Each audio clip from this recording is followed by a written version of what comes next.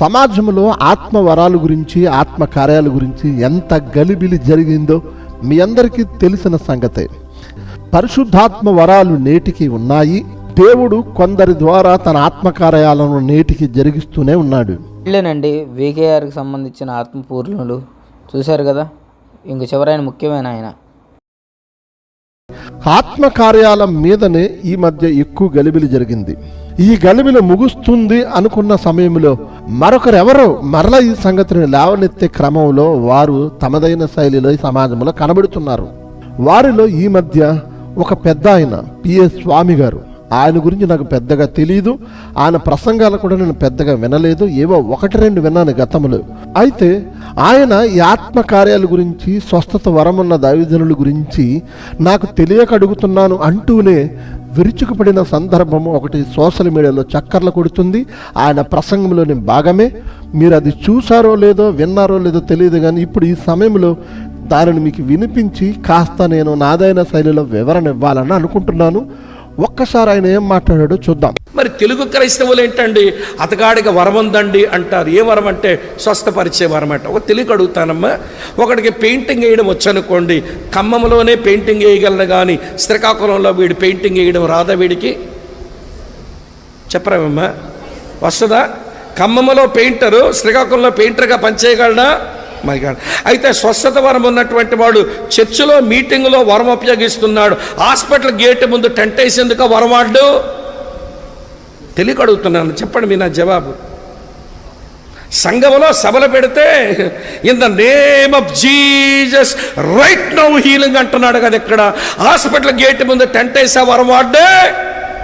రోగులు అక్కడ ఎక్కువ మంది వస్తారుగా.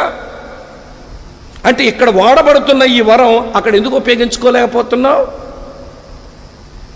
ఎవరన్నా మీరు మోసాలు చేస్తారు, క్రైస్తవ సంఘానికి గబ్బు పట్టించి దీని గందరగోళంలో వచ్చేసి కన్ఫ్యూజన్లోకి మనుషులను నెట్టేసి మీరు ఎవరిని దగా చేస్తారు? మీరు స్పిరిచువల్ మెన్నేనా? మీరు ఆత్మ సంబంధమైన మనుషులేనా? మీకున్న వరం నిజమేనా? పిఎస్ స్వామి గారు మాట్లాడిన ఈ మాటలు వాక్యానుసారంగా ఉన్నాయా, కనీసం సబబుగానైనా ఉన్నాయా? ఒక్కసారి విజ్ఞులైన వారు, దేవుని బిడ్డలైన వారు ఆలోచించాలని ప్రేమతో మనవి చేస్తున్నాను. ఆలోచించేదేమీ లేదు. టిఎస్ స్వామి గారు చెప్పింది 100% వాక్యానుసారం. ఆయన అడిగిన లాజిక్ కరెక్ట్, నిజమే కదా. స్వస్థత వరం ఉంటే హాస్పిటల్ ముందు ఎంతోమంది బాధపడుతున్నారు, వాళ్ళకి స్వస్థత చేయాలి కదా. చేయకోకుండా ఆడిటోరియంలో, చర్చిల్లోకి పిలిపించి జనాలకి డబ్బులు ఇచ్చి చెప్పేయడం కాకపోతే దీనంతా ఇంకోటి ఉందా? యేసుక్రీస్తుయే బైబిల్లో నడుస్తూ వెళ్ళేదారిలో ఎంతోమందికి అద్భుతాలు చేశారు. అదేవిధంగా వీళ్ళు చేయొచ్చు కదా, ఎందుకని వాళ్ళ సామ్రాజ్యాల్లో చేస్తున్నారు? ఇది అడిగినందుకు టిఎస్ స్వామి గారిని తప్పుపడుతున్నావా? అంతేకాదు మ్యాటర్ని డైవర్ట్ చేస్తున్నాడు. చూడండి, ఆత్మవరాలనంటే టిఎస్ స్వామి గారు లేవు, అభూతకళనని చెప్పినట్టు ఈయన మాట్లాడుతూ ఉన్నాడు. అంతా మార్చేస్తున్నాడు. నిజానికి టిఎస్ స్వామి గారు మాట్లాడింది వాస్తవం. పెయింటింగ్ పనికి దేవుడు చేసే ఆత్మకార్యానికి కంపేర్ చేసి ఈయన మాట్లాడడం ఏమన్నా న్యాయంగా ఉందా?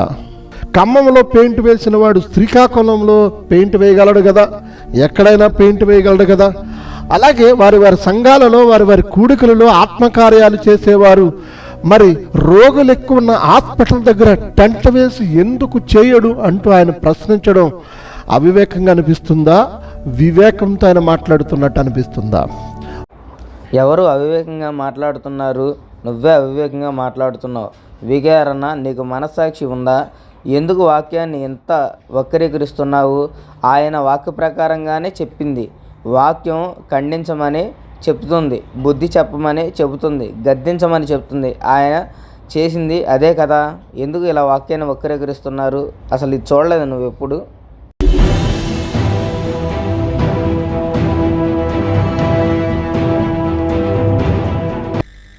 ఉనికి కోసం కొన్ని సంస్థలు ప్రజల ప్రాణాలతో చెలగాటమాడుతున్నాయా?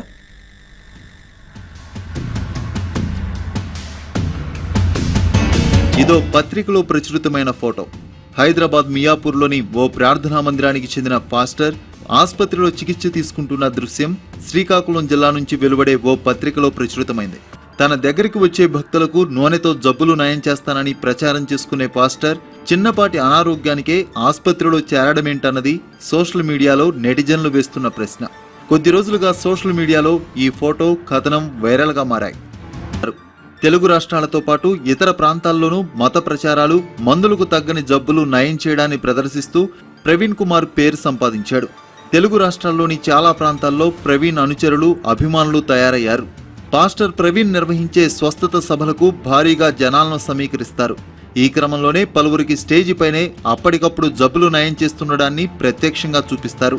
మందులకు తగ్గని ప్రాణాంతక వ్యాధులు కూడా తలపై చేయి పెట్టి ప్రవీణ్ ఆశీర్వదిస్తే పటాపంచలవుతాయని కూడా చెబుతారు.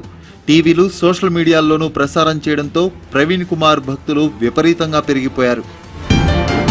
పాస్టర్ ప్రవీణ్ చెయ్యి ఒక్కసారి తగిలితే చాలు సమస్యలు, అనారోగ్యాలు అన్నీ తొలగిపోతాయన్న భావన భక్తుల్లో పెరిగింది. ఈ క్రమంలోనే సూర్యాపేట జిల్లా మద్దిరాల గ్రామానికి చెందిన రాజేష్ అనే యువకుడు కొద్ది రోజులుగా జ్వరంతో బాధపడుతున్నాడు. మంచిర్యాల జిల్లాలో ఉండే పాస్టర్ ప్రవీణ్ చెయ్యి వేస్తే రాజేష్ జబ్బు నయమవుతుందని రాజేష్ తల్లి మంగమ్మకు కొందరు గ్రామస్తులు చెప్పడంతో మంగమ్మ తన కుమారుణ్ణి తీసుకుని మంచిర్యాల జిల్లా సోమెగూడెంలోని పాస్టర్ ప్రవీణ్కి చెందిన ప్రార్థనాలయానికి వచ్చింది. 3వ రోజు గడిచేసరికి రాజేష్ ఆరోగ్యం విషమించింది.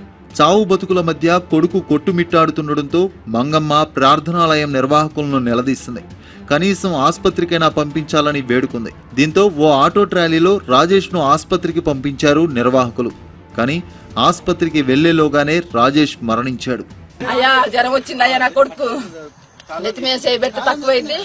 పాస్టరు 15 సంవత్సరాలు కూడా చేర్చిన మంచాల బండి కూడా నెత్తిమీద చేయబెడితే తక్కువైద్ది అని అన్నారయ్యా. టీవీలో చెప్తురయ్యా, సెల్లులో చూపిస్తురయ్యా. అయ్యో 20 ఏళ్ళ కొడుక బతుకుతాడేమో ఆశకయ్యా 10,000 రూపాయలు బండి కట్టుకొని వచ్చినామయ్యా. వచ్చినాక రాత్రి పాడడం జరిగిందయ్యా. అయ్యా నా కొడుకుని ముట్టుకోమంటే ఎవరు ముట్టుకోలేదయ్యా. నేను స్టేజ్ ఎక్కి అమ్మగారికి అయ్యగారికి చెప్తామని నేను స్టేజ్ ఎక్కబోతున్నాయ్యా. నా కొడుకు పరిస్థితి చెప్తా అంటే వద్దు దిగు అని ఒక ఆయన దించిండయ్యా. పొద్దు నుంచి ఎట్నో చేస్తుండయ్యా. హాస్టల్ ఫోన్ చేయడయ్యా, నా కొడుకు ఎట్లా చేస్తుండయ్యా అంటే ఎవ్వరు పట్టించుకోవట్లేదయ్యా. మీ దండం పెడతా, ఇంతవరకు నా కొడుకుని ముట్టలో తాకలేదయ్యా. బతుకుతాడంటే ఆశతో వచ్చినామయ్యా. చెల్లులో చూపిస్తున్నాయ్యా. 15 సంవత్సరాలు కూడా మంచాల బండి కూడా నెత్తి మీద చేయబెడతారంటే లేదయ్యా. 21 సంవత్సరాల కొడుకయ్యా బతుకుతాడని ఆశతో వచ్చినామయ్యా. నా తప్పయ్యా, నేను హాస్పిటల్ తీసుకుపోయినా నా కొడుకు సండాలు అడిగిరయ్యా. ఈ పరిణామం ఒక కౌంటర్ మనం వేసామంటే తగిన లాజిక్ ఉండాలి, దానికి తగిన వాక్యానుసారమైన ఆధారం ఉండాలి.